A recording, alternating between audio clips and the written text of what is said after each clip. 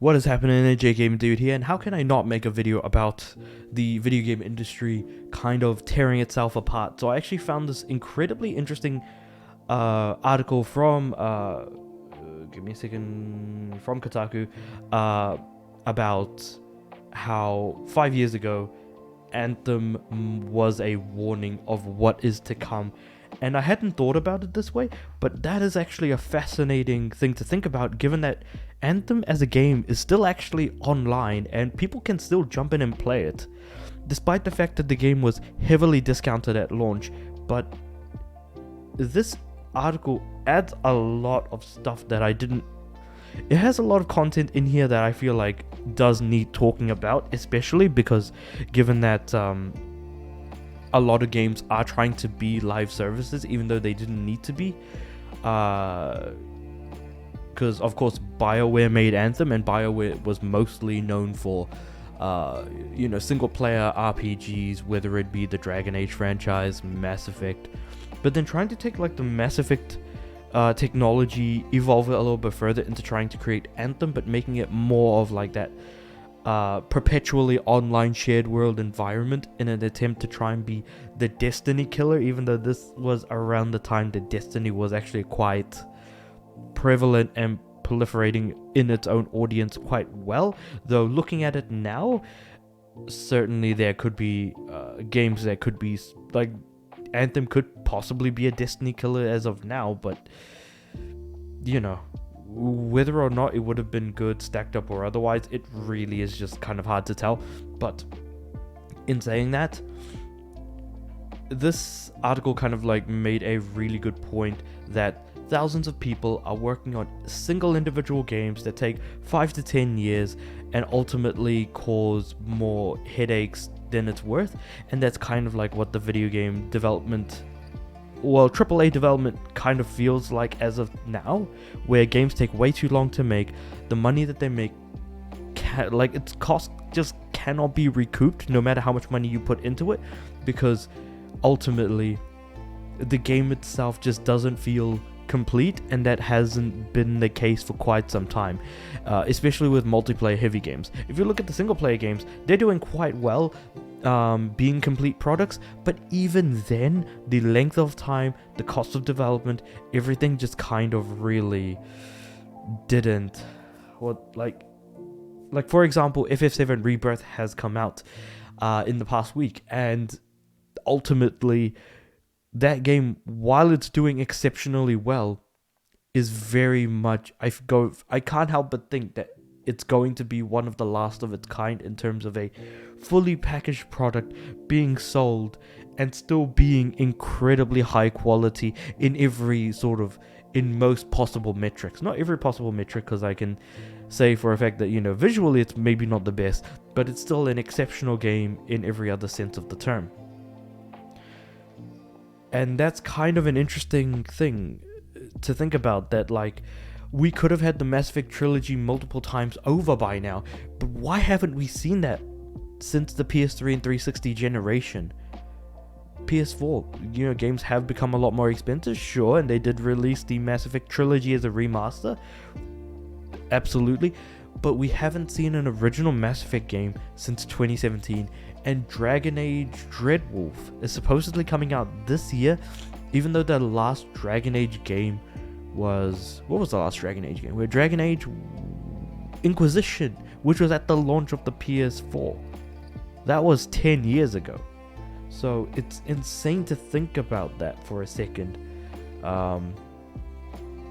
Yeah. Of course, games coming with game-breaking bugs, glitches, audio issues, that did happen with Anthem, absolutely. There was a lot of loading screens, that's certainly what it was known for.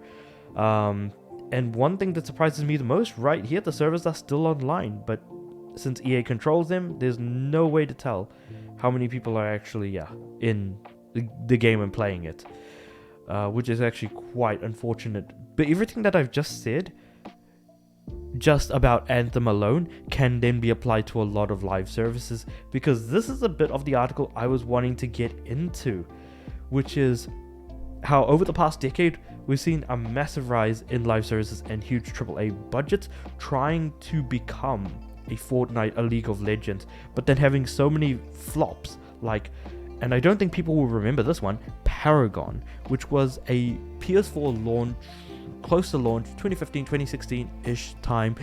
It tried to be pretty much a League of Legends on console. Failed to do that, did not get much of an audience, and kind of died off unceremoniously. Crossfire X was just a really bad shooter. It is still relatively popular in Asian regions, specifically like, Hong Kong, stuff like that. But in Western regions, it does not. Spacepunks I haven't actually heard of, but that's interesting that they're bringing that one up.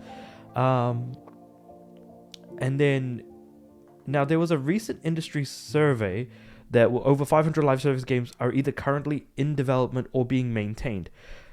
Main thing to point out about that industry survey that a lot of people aren't pointing out, and the only place that I actually heard this from was from a channel called Bellular News that looks at stuff from the more sort of business perspective. Pretty much this survey counts a game as a live service if it requires an update. So say for example, you put in the disc of FF7 Rebirth into your PS5 and it requires an update, that would be considered a live service according to this article. According to the survey. So there is some flaws to the survey from how we as a consumer define a live service versus what this particular survey is. And I did watch Jim Sterling's video on most recent video about, or as of the recording of this video, about how Crash Team Rumble is no longer getting updates, and just kind of like the death of live services. They did mention that this industry survey does mention things like that. However, it is worth mentioning that, what they defined as a live service is effectively anything that required an update. So to them, FF7 Rebirth would count as one, even though it technically isn't. But again, when we look at financial hits, Bandai Namco's Blue Protocol, which I didn't realize actually failed to gather as much interest as what Genshin did, which of course Genshin is absolutely bloody massive. But then you've got stuff like Suicide Squad Kill the Justice League, which failed earlier this year, the cancellation of Naughty Dog's sort of Last of Us multiplayer game, which I did talk about during my Christmas Day or pre-Christmas Day video, which was an interesting one, and I couldn't be happier that that game died because they made good decisions.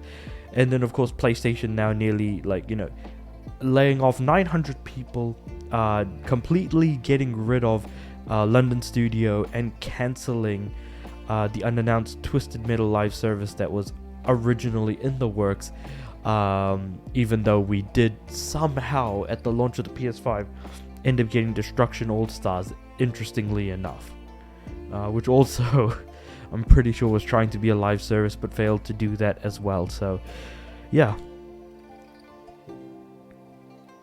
pretty much the idea of this article was, look, this is what Anthem was back then, this is what a lot of games are now, see all the similarities, and now see what the recompense of that was, see what the result was of all of these things happening is a bunch of people losing their jobs, a bunch of games getting cancelled, so many more failing, and and yet the money in the industry is going up. Because what I think it was Daniel Ahmad that said on X that there is not going to be a video game crash because it was the amount of spending within the industry that dipped to significantly dangerous levels that causes a financial crash, because there is less money going around within that particular industry. That's why an industry crash happens, is because spending within the industry decreases to such a significant extent that there's less money flowing around within that given industry. But the thing is that spending is going up within the video game industry. People are making more money than ever. People are buying more games than ever. It's just that the games that are being made are made with unrealistic expectations, and those expectations are failing, which is where the failure is currently coming from, that they're not making as much money as they want to.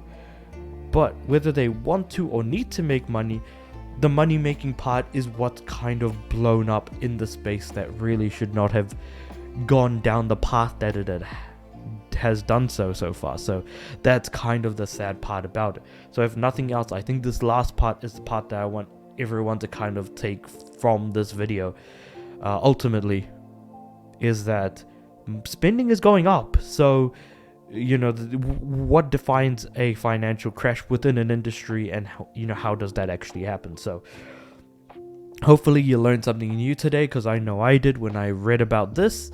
But yeah, please put your thoughts into the comments below. I feel like this is definitely a very comment heavy type of video. But yeah, so with all of that said and done, please comment below on your thoughts about everything that I've said. Like the video if you liked it, subscribe to the channel. I'm aiming for 200 subs by the end of the year, and of course I do want my videos to go out to more people, which will ultimately bring more people in, and hopefully they'll watch, comment, and also be able to talk to other people about some of the stuff that I brought forward today. Though with all that said and done, I do upload every day, so I'll see you guys tomorrow.